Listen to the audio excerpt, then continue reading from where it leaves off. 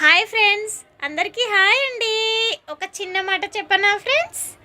ఎలా అంటే అండి, ఒక చిన్న ఒక బంధం గురించి అండి. ఫ్రెండ్స్, మనము ఏ బంధం పైన కూడా ఆశ ఎక్కువగా పెంచుకోకూడదండి.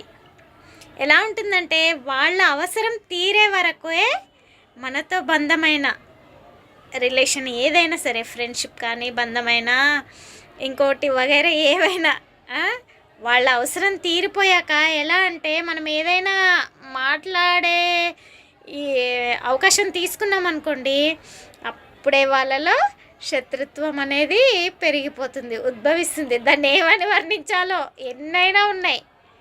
కానీ అవునండి, ఇది వాళ్ళ అవసరం ఉన్నంత వరకే మనతో బంధం.